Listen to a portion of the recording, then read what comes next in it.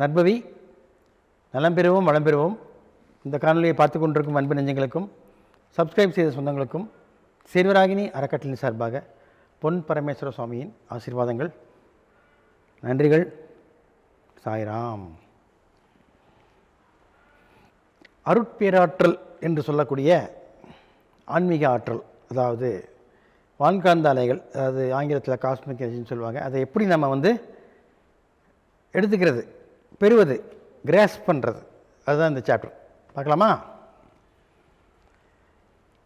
நம்ம வேதத்திரி மகரிஷி ஐயா ரொம்ப அற்புதமாக ஒரு காப்பு சொல்லி கொடுத்துருக்காரு எல்லாருக்குமே. அது முக்கியமாக வர்றது இந்த பேர் தான், அருட்பேராற்றல், அருட்பெருணை, அருட்பெரும் ஜோதி, இந்த மாதிரி வரும். அப்போது அவர் சொல்கிறது என்னென்னா, அருட்பேராற்றல் கருணையினால் உடல் நலம், நீளாயுள், நிறை செல்வம், உயர் புகழ், மெய்ஞானம் ஓங்கி வாழ்வேன், ஓங்கி வாழ வாழ்த்துகிறோம். வாழ்க வளமுடன், வாழ்க வையகம். இது ஒரு காப்பு. இது மாதிரி நிறைய காப்பு அவர் சொல்லிட்டு போயிருக்கார். காப்புன்னா என்ன, கையில் போடுற காப்பு இல்லைங்க, நம்ம சுற்றி நமக்கு ஒரு சேஃப்டி ரிங் மாதிரி. இந்த அருட்பேராற்றல்னு சொல்லக்கூடிய அந்த வார்த்தை, அந்த வார்த்தையிலேயே எல்லாமே இருக்குது. நம்ம வாயிலேருந்து உச்சரிக்கிறோம் இல்லையா, நம்ம எப்படி பேசுகிறோங்க, நம்ம பேசுகிறோம் இல்லையா, ஸ்பீச் எப்படி வருது மனிதனுக்கு? வாய் மட்டும்தான் பேசுது, ஏன் வேறு எதுவும் பேச மாட்டேங்குது? வாயில் தான் சவுண்ட் சிஸ்டம், ஆம்பிளிஃபையர் எல்லாமே தொண்டைக்குள்ளே இருக்குது. அப்படி தானேங்க? கண்டிப்பாக அதுக்கு இறைவனுக்கு தான் நன்றி சொல்லணும். ஒன்றுமே இல்லை, ஒரு மெல்லிய ஒரு தோல், நாக்கு, எலும்பில்லாத ஒரு நாக்கு, எப்படி வேணால் வளையும், இப்படி அப்படின்னு திரும்பும். அந்த நாக்கில் நம்ம உமிழ்நீர் சுரந்து கொண்டே இருக்கின்றது. அப்போ அந்த உமிழ்நீர் சுரக்கும் பொழுது நம்ம என்ன சொல்ல வர அந்த வார்த்தைகளை நமது தொண்டைக்குழியின் வழியாக அடி வயிற்றிலிருந்து அந்த தசவாயுக்குள்ள ஒரு முக்கியமான வாயு, தனஞ்சயன்னு சொல்லக்கூடிய வாயு என்ன செய்யும், அந்த வார்த்தையை அடி வயிற்றுலேருந்து கொண்டு வந்து எங்கேருந்து, அடிவயல்னா எங்கே, நமது சுவாதிஷ்டானமா இன்னும் சொல்லுவாங்களே, இங்கே நேவல் சக்கரான்னு இங்கிலீஷில், தொப்புள் பக்கத்தில் தான் நமக்கு அந்த பேச வேண்டிய எண்ணங்கள் அங்கேருந்து உற்பத்தி ஆகி நேராக தொண்டையிலேருந்து டச் பண்ணும். எப்படி நம்ம பாட்டு பாடுற சிடி ஆகட்டும், இல்லை பேசுகிற மைக் எல்லாமே ஒயர் மூலிமா ஆம்பிளிஃபையரில் டச் பண்ணுதில்ல. இப்போ ஆம்பிளிஃபையராக இருக்கிறது எதுன்னு கேட்டிங்கன்னா, நம்ம இது தொண்டை தான், த்ரோட். தொண்டை குழியில் உள்ளுக்குள்ளே ஒரு குழியில் அதுக்குள்ளே ஒரு வைப்ரேஷன் ஆகக்கூடிய ஒரு சம் நரம்புகள் இருக்கின்றன. அது வைப்ரேஷன் ஆகுது. வைப்ரேஷன் ஆகும்போது என்ன ஆகும், அதுக்கு தகுந்த மாதிரி நம்ம நாக்காகப்பட்டது மேலேயும் கீழே வேலை செய்ய ஆரம்பிக்கும். தமிழ் அப்படின்னா தா மேலே இப்படி இப்படி அசையும் பொழுது என்ன ஆகும், மேலே போய் தட்டுது. வாய்க்குள்ளே ஒரு பெரிய சவுண்ட் சிஸ்டமே இருக்குதுங்க. நமது வாய் சாதாரண வாயின்னு நினைக்காதீங்க, நார வாயின்னு சொல்லலாம், நல்ல வாயின்னு சொல்லலாம்.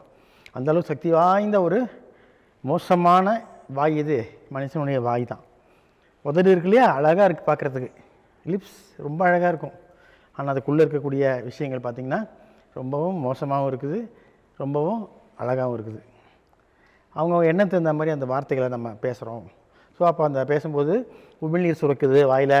அந்த உமிழ்நீர் சுரக்கும் போது என்ன செய்யும், நம்ம வாயை அந்த உமிழ்நீரை உள்ளே விழுங்கும் பொழுது அந்த வார்த்தைகள் உங்களது நாக்கின் மூலியமாகவும் காற்றில் வாயில் இருக்கக்கூடிய அந்த சுற்றியும் உள்ளுக்குள்ளே நிறைய சதைகள் இருக்குன்னு, அந்த சதைகள் அசைவுக்கும் தகுந்தாற்போல் எல்லாத்துக்கும் மேலே அவனுடைய வாயுடைய அமைப்பு, அந்த வாயுடைய அந்த லிப்ஸோட அமைப்பு சிலவங்களுக்கு பார்த்து குட்டியோண்டு இருக்கும், சிலவங்களுக்கு பார்த்தீங்கன்னா நல்லா பெருசாக இருக்கும், காது வரைக்கும் வாயுமாங்க இல்லையா, அந்த மாதிரி. அப்போது அந்த அமைப்புகளுக்கு தகுந்த போது நம்ம வார்த்தைகள், குரல் அமைது. அதை நம்ம வெளியே பேசுகிறோம். ஹலோ அப்படிங்கிறோம். இப்போ ஹலோங்கிற, இப்போ நான் சொல்கிற இதே வார்த்தையை வேறு ஒருத்தர் சொல்லும்போது வேறு மாதிரி இருக்கும். என்ன மாதிரி நான் வேறு யாரும் பேச முடியாது, அடுத்தவங்கள மாதிரி நான் பேச முடியாது. இப்போ பார்த்திங்கன்னா எத்தனையோ கோடி மக்கள் இருக்காங்க, எல்லாருக்கும் கைரேகை மேட்ச் ஆகுதா, இல்லை. அதே போல் தான் அவங்களுடைய செயலும். ஸோ இந்த வார்த்தைகள் வரக்கூடிய சிஸ்டம் எல்லாமே பார்த்திங்கன்னா மைக் சிஸ்டம் தான். மைக் மூலமா எப்படி ஆம்பிளிஃபை ஆகி உங்களுக்கு ஸ்பீக்கரில் சவுண்டு கேட்குது, அதே போல் தான் நம்ம பேசுகிறது நமக்கே கேட்கும். கண்டிப்பாக கேட்டால் தான் நம்ம ஒழுங்காக பேசுகிறோன்னு நம்ம பேச முடியும். புரியுதுங்களா?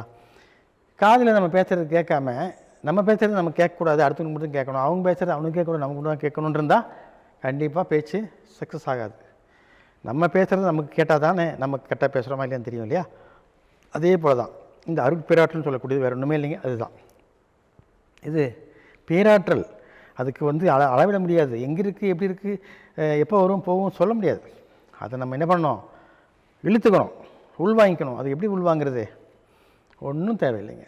நம்ம எண்ண அலைகள், நான் சொல்லக்கூடிய அந்த வார்த்தை சொன்னேன் இல்லைங்களா, அருட்பேராற்றல் கிரணினால், அருட்பேராற்றல் இரவும் பகலும் எல்லா நேரங்களிலும், இந்த மாதிரி விஷயங்களை நம்ம எது செஞ்சாலும் அந்த அருட்பேராற்றல்ன்ற அந்த வார்த்தையை நம்ம சொல்லும் பொழுது அந்த நல்ல வார்த்தைகள், அந்த நல்ல வார்த்தைன்னு சொல்லோடு அதிலேருந்து வரக்கூடிய அந்த அதிர்வலைகள் அனைவரையும் என்ன செய்யும், வசியப்படுத்தும். இப்போ உங்களை சாமி வாங்க சாமி, கண்ணா வா கண்ணா, ராஜா வா ராஜானா நீ என்ன பண்ணுவ, மயங்கி போய் வந்துடுவேன். ஏய் வாடா, ஏய் வாடா போடா அப்படின்னு சொன்னால் உனக்கு கோவம் வருமா வராதா? இதில் என்ன தெரியுது, பேசக்கூடிய துணி, அந்த வார்த்தைகள் அமைப்பு, ஸோ அந்த வைப்ரேஷன், அந்த அதிர்வலைகள், ஸோ அந்த அருட்பேராற்றல்னு சொல்லக்கூடிய அந்த ஒரு வார்த்தைக்கு அத்தனை விஷயம் இருக்குது. அருட்பேராற்றல் எங்கேருந்தோ தொப்பக்குடிலாம் கீழே குதிக்கலைங்க, எல்லா பக்கமும் இருக்குது. தெரியாத ஒன்றை நாம் இறைவன் என்று வழிபாடு பண்ணிக்கிறோம். தெரிந்து பண்ண முடியுமா? சாமிக்கு பிரசாதம் வைக்கிறீங்க, சாமியை பிரசாதம் சாப்பிட்டாச்சுன்னா நீங்கள் என்ன பண்ணுவேன், உனக்கு சோத்துக்கு ஒன்றுமே இருக்காது, அதனால் சாமி சாப்பிடாது. அதனால் இறைவனுடைய அருள் என்னாகும், ஏதோ ஒருத்தர் மூலியமாக, ஏதோ ஒரு வார்த்தை மூலியமாகவோ, இல்லை அந்த சில என்ன சொல்கிறது, அந்த காற்றின் மூலியமாக வரக்கூடிய அந்த ஓசைகள், இசைகள் மற்றும் அந்த சீதோஷ்ணங்களுக்கு தகுந்த மாதிரி மாறும். அதைத்தான் நம்ம என்ன சொல்கிறோம், அருட்பேராற்றல். அந்த அருட்பேராற்றல் எப்படி பெறுவது? திரும்ப திரும்ப சொல்கிறேன், நல்ல வார்த்தைகளை பேசுவோம், நல்ல எண்ணங்களை எண்ணுவோம், நல்லதே நினைப்போம். இது பண்ணாலே அருட்பேராற்றல் உங்கள் கூடயே இருக்கும். அருட்பேராற்றலுக்கும் நம்ம மனசாட்சிக்கும் நிறைய கனெக்ஷன் இருக்குது. ரெண்டு சேரும்போது தான் அது வார்த்தையை வெளியே வரும். உள்ளே என்ன இருக்கோ அதானப்பா வெளியே வரப்போகுது, சட்டியில் இருந்தானே ஆப்பையில் வரப்போகுது, புதுசாக ஒன்றும் வரப்போகுது கிடையாது. நீ என்ன நினைக்கிறாயோ நீ அதுவாக மாறுகிறாய், அதுதான் கான்செப்ட். அப்போ நீ இறைவனை நினச்சா நீ இறைவனாக மாறுகிறாய், அப்போ தான் உனக்கிட்ட அது வரும். புரியுதுங்களா? என்ன தேவை என்பது உனக்கு தெரியும். அந்த தேவையை பூர்த்தி செய்து கொள்ள நீ என்ன செய்கிறாய், தெரியாத ஒன்றிடம் நாம் வேண்டுகிறோம், கேட்கிறோம். அதுதான் அந்த அருட்பேராற்றல். பேராற்றல் நம்மளை பேரை வச்சிட்டோம், அப்புறம் அது எங்கே போய் தேடுறது? நம்ம தேட வேண்டிய அவசியம் இல்லை. இருக்கும் இடத்தை விட்டு இல்லாத இடம் தேடி எங்கெங்கோ அலைகிறாய் ஞானத்தங்கமே. இருக்குது, நம்ம தான் அதை உணர மாட்டேங்கிறோமே. அதை உணர்றதுக்கெலாம் எத்தனையோ ஜென்மங்கள் எடுக்கணும், அதெல்லாம் விட்டுருவோம். இப்போ அருட்பேராற்றல் எப்படி நம்ம இழுத்துக்கிறது? நல்ல செயல் மூலியமாக, நல்ல நல்ல வார்த்தைகளை பேசுவதன் மூலமாக, நல்ல எண்ணங்களின் மூலியமாக. எல்லாத்துக்கும் மேலே ஒன்று இருக்குது, சுவாசத்தை கவனிக்க வேண்டும். மூச்சை நீ நன்றாக கவனித்து கொண்டே இருந்தால் உனக்குள்ளே அந்த உயிர் அலைகள், ஆன்ம அலைகள், இறை அலைகள், எல்லாத்துக்கும் மேலே அருட்பேராற்றல் ஊடுருவி சென்று உனது மூக்கு சுவாசத்தின் வழியாக சென்று நேராக மூளைக்குள்ளே போயிடும். கரப்பாம்பூச்சி மாதிரி ஓடிடும். நேராக மூச்சு காற்று இங்கே போய் பாதி காற்று நுரையீரலுக்கு போகும், பாதி காற்று இங்கே நெத்தியில் பட்டு, நெத்திக்கு மேலே ரெண்டு ரெண்டு கனெக்ஷன் கொடுத்துருக்காங்க, வலது மூளைக்கும் இடது மூளைக்கும். அதில் போய் செட் ஆயிரும். மூளைக்கு முக்கியமாக என்ன தேவைன்னு கேட்டிங்கன்னா ஆக்சிஜன் தேவை, அப்போ தான் ஒழுங்காக வேலை செய்யும். அப்போ ஆக்சிஜன் அதிகமாக எங்கே எதில் இருக்குது? காற்றில் தான் இருக்குது. ஸோ காற்றில் இருக்கக்கூடிய அந்த ஆக்சிஜனை நம்ம என்ன பண்ணுறோம், இறைவன் என்று வணங்குகிறோம். ஏன் கார்பன் டை ஆக்சைடு நம்ம ஏன் வழிபடலாமே, ஏன் வழிபட மாட்டேங்கிறோம்?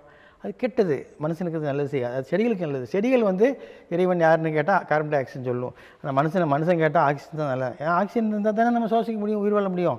ஆகவே அந்த ஆக்சிஜன் தான் அருட்பேராற்றல். அருட்பேராற்றல் கருணை.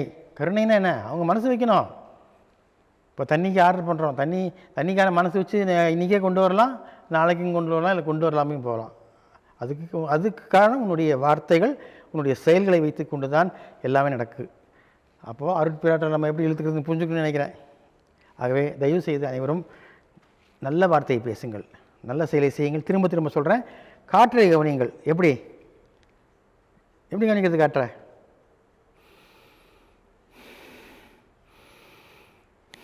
உள்ளே இழுத்து வெளியே மெதுவாக விட்றோம் இல்லையா, அதை கவனித்தாலே போதுமானது. இறைநிலை உன் பக்கமே இருக்கும். தேர்தலில் ஜெயிச்சிடலாம். சாய்ராம். நற்பவி.